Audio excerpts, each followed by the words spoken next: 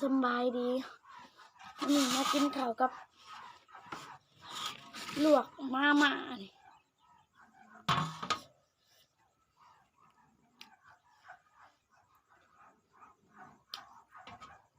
อร่อย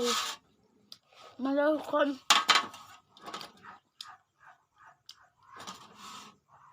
เดี๋ยวสะพานจะกันพริกให้เบิ่งเนาะ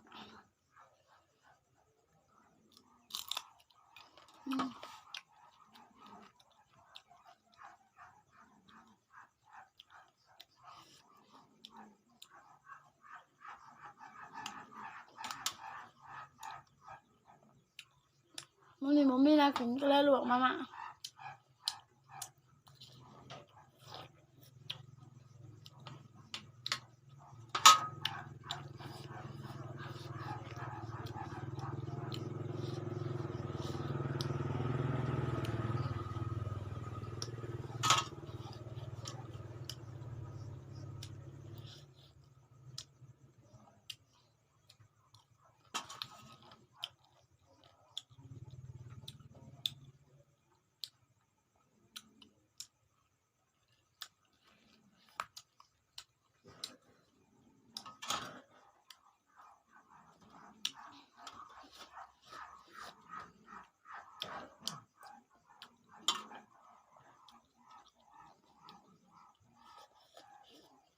แซ่บ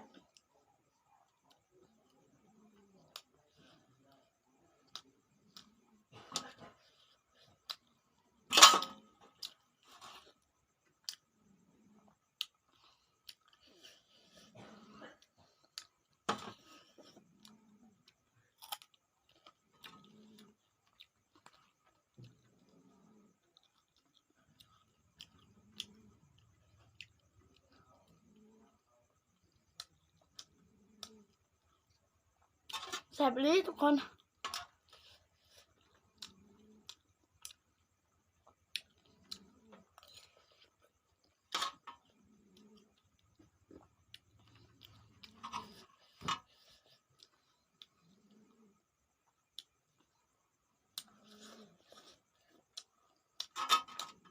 เพิ่มพริกเด้อ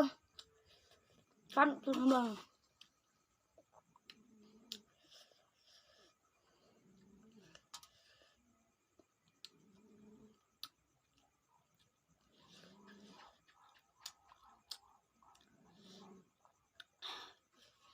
นี่ตอนมาพริกเนาะ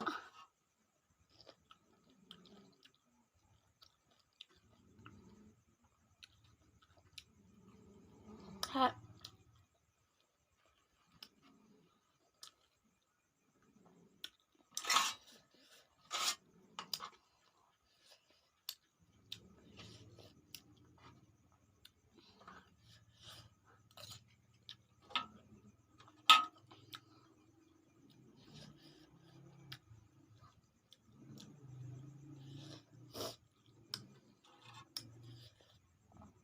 แซ่บเลยทุกคน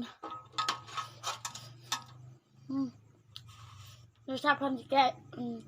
สิกันให้เบิ่งอีก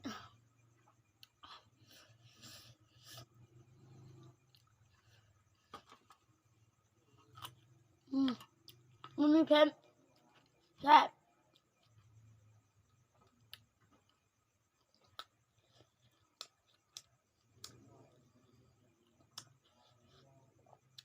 มาหอดในนี่ชาวพันธุ์กับเขาจบคลิปไปสำนี้เขาเข้ามาสบายดี